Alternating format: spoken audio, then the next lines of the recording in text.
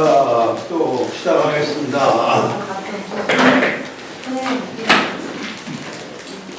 독자는 말 판다고 그랬죠? 말 팔겠습니다. 안 사면 할 수 없고. 안 산다는데 내가 팔겠어요? 네. 말 판다고 그랬잖아요.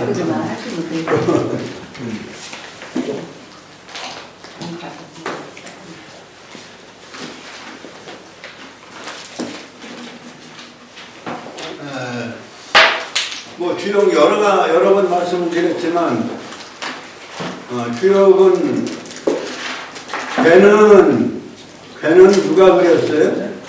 오피시가 그렸고 괴사는 누가 썼다 그랬죠?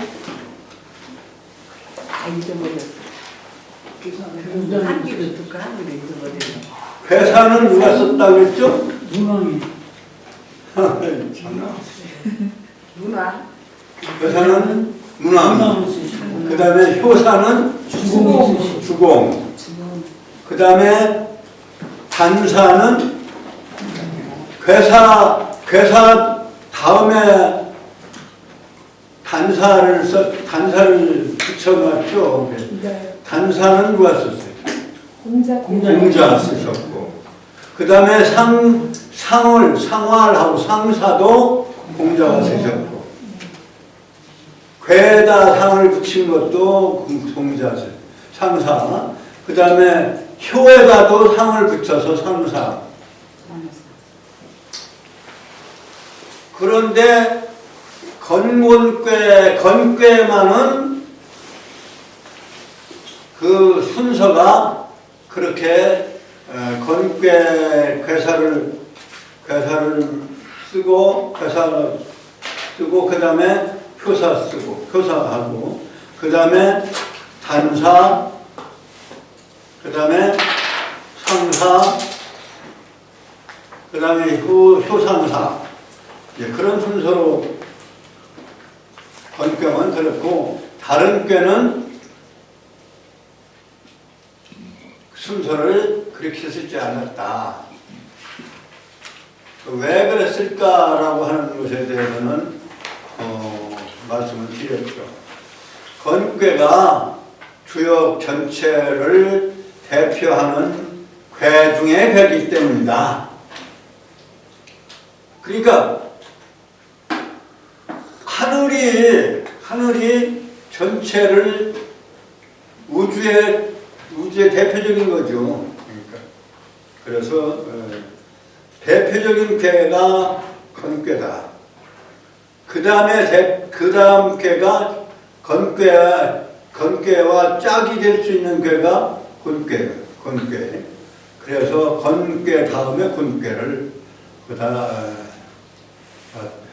붙여놨다.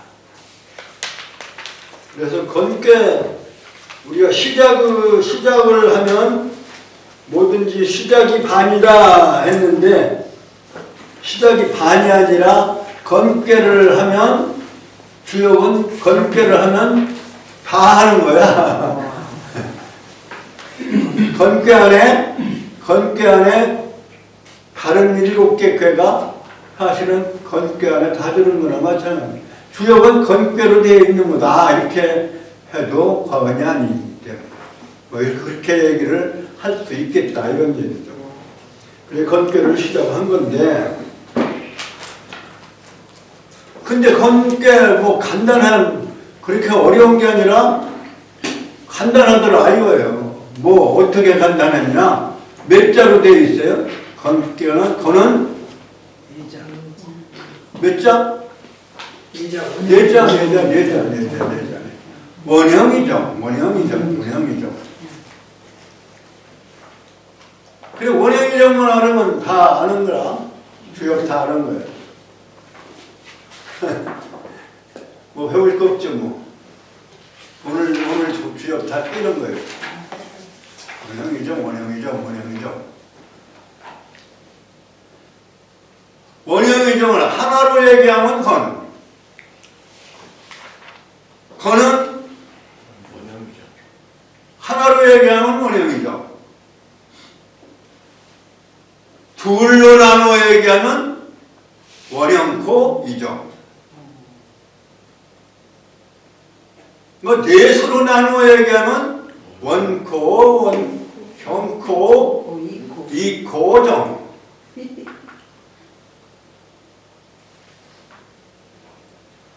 그 답인 거예요.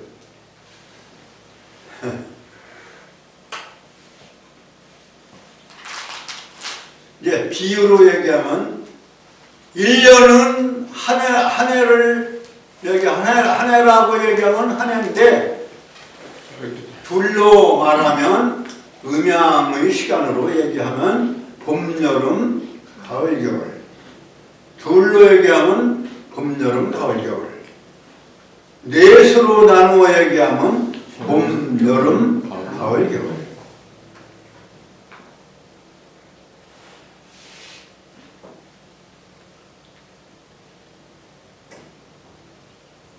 그러면 그걸 공간으로 얘기하면 공간으로 하면 동남 공간을 둘로 나누어 말하면 동남 서부. 넷으로 나누어 보면 그 나누어서 공간을 나누어서 말하니까 그건 방이라고 그러는 방. 우리가 방자를 따져보면 이 하늘 아래 이게 하늘이에요. 하늘 아래라는 뜻이고 칼로 나누었다는 뜻이에요. 이게 칼도자를 써서 나누었다는 뜻에서 그게 방이야, 방. 그래서 사방. 넷으로 나누면 사방이고 둘로 나누면 이방이고 8방. 방자도 그래서 그 글자 글자 그대로. 그래서 두 방으로 나누면 동방 남방. 그 다음에 서방 북방. 네 방으로 나누면 동방 남방 서방 북방. 그 공간으로 나누는 것이고, 그 공간을 위주로 얘기한 것이 그게 이제 권괴다. 권괴적인 역할이다. 시간을 위주로 하고 공간을 포함해서 얘기한 것이 권괴고.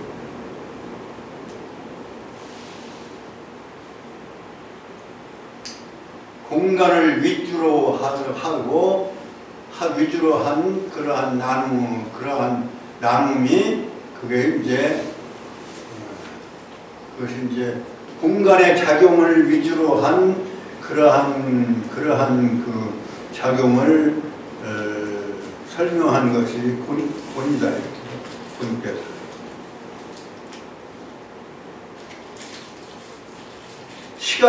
시간의 작용을 위주로 해서 그 변화를 설명한 것이 이제 그게 이제 권계.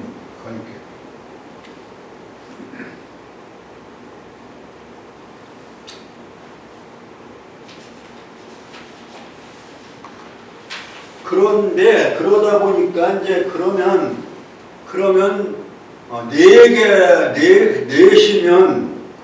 내시면 다 되는데 거기에서 인간이 거기에 어떤 위치에서 그 작용에 그 어떠한 위치에서 그 작용에 처하여 인간이 그 처해진 위치에서의 어떠한 인간의 어떤 주된 작용의 주역이랄까요?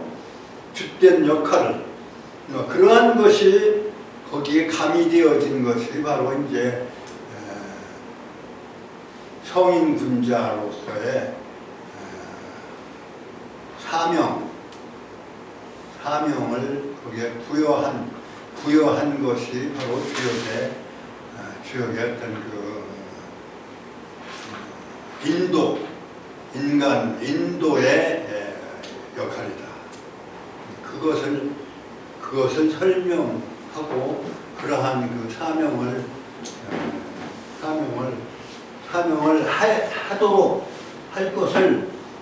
해야 할 것을 강조한 것이 주역에 있어서의 인도의 길이다. 이렇게 이제 볼 수가 있는 것이죠.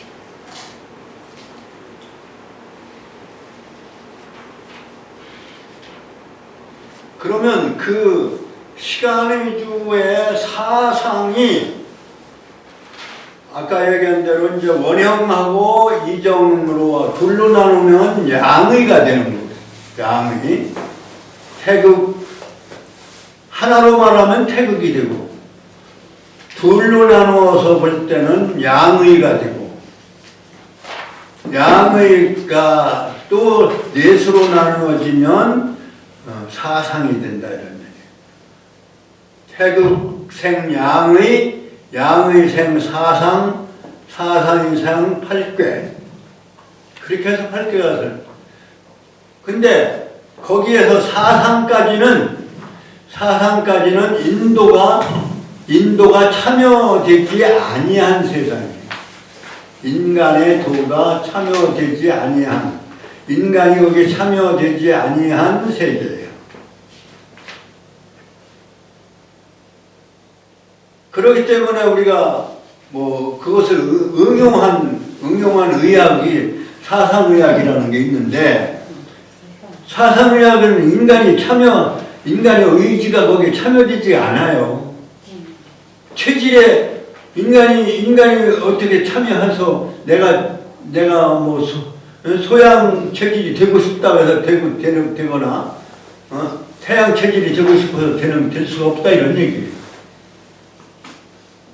그러나 팔괘로 넘어오면 거기에서는 말하자면 인도가 거기에 참여될 수 있는 세계. 다시 말하면 군자로서의 사명과 역할이 참여할 수 있는 그러한 군자 역할이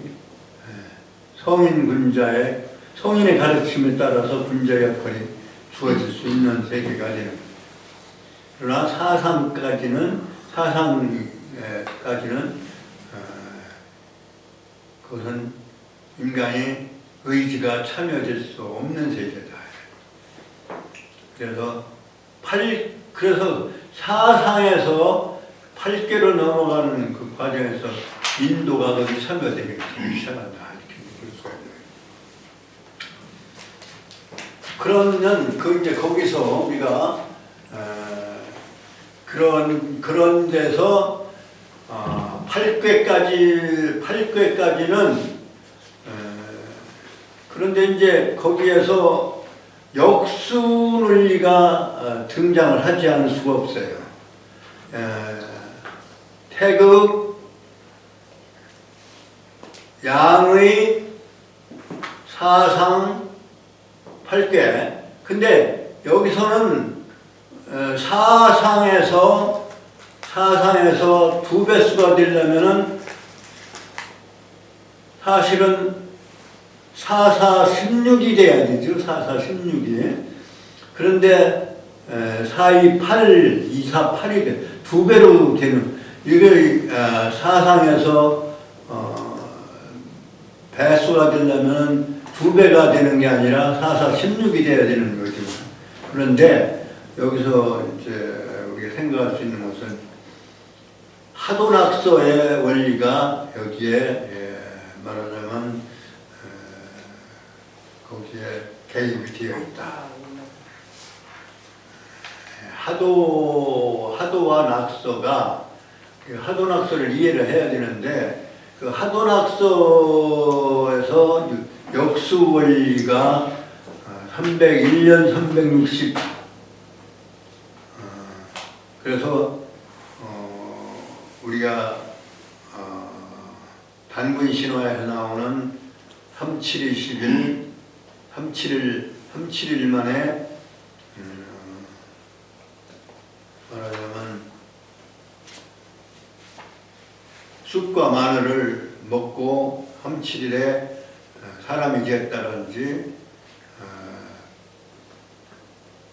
그것이 이제 100일 동안 햇빛을 보지 말아야 된다든지 하는 100일론이라든가 이런 것들이 결국은 우리의 고유의 신앙 속에 있는 것이 하도낙사하고 연결되어 있다고 하는 것은 우리가 우연은 우연히로 봐서는 안 된다 이런 생각을 합니다.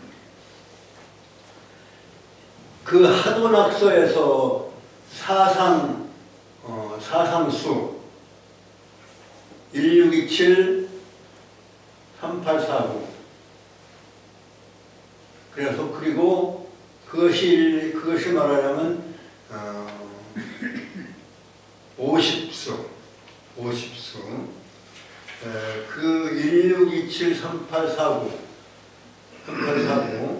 이것이 원영이정하고의 사수 그 50이 건 그래서 오행사상과 연결되어 있다는 것을 우리가 그래서 그것이 낙서로서 둘로 나눠짐으로 해서 5를 중심으로 해서 8궤가 9수로서 5를 중심으로 해서 8개로 나눠지는 그것이 이제 사상과 8개로 역수원리로 나눠지는 그러한 논리는 이 속에 잠재되어 있다 하는 것을 우리는 알아야 되는 거죠.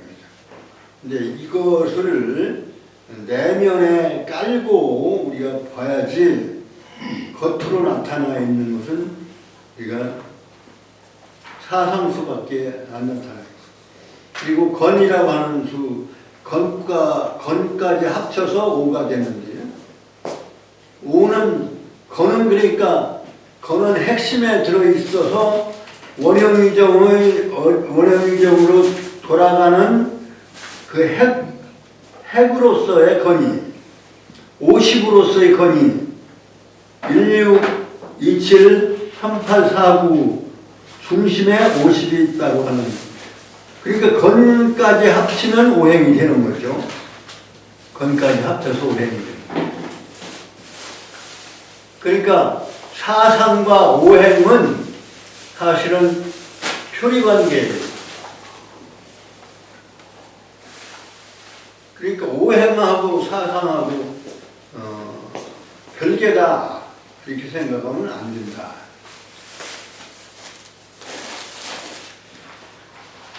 근데 우리가 이거를 한 번에 다 이해하고 다 먹을 수는 없는 거죠. 그래서 지난 시간에 우리가 15를 중으로 해서 동 38, 남 27, 서 49, 그 다음에 북 16 그래서 사방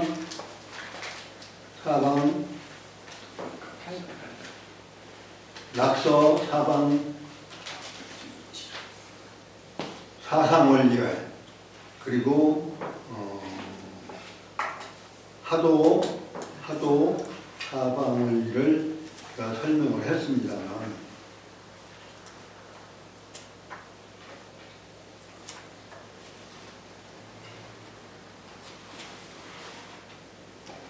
그러다 보니까 결과적으로 50은 배로 말하면 바로 배로 말하면 2호하고 5호가 50의 군자 성인의 위치가 되고 초요하고 초요하고 3, 4, 그 다음에 상요. 이게 말하자면 원, 형, 이정 그런 사효에 해당되고 있다 이렇게 말할 수가 있는데 이거를 또 하나의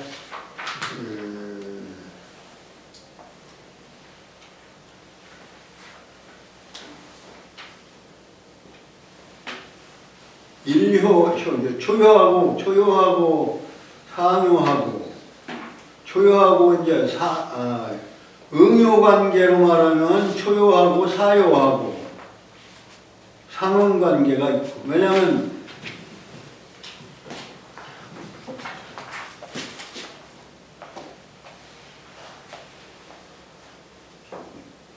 여기 하요고 하괴고 이게 상괴니까 이렇게 보면은 상하괴고 이걸 작용으로 말하면 이것이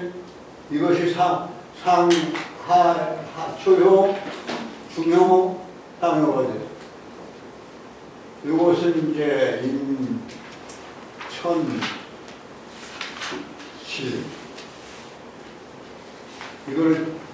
이것을 이제 말하자면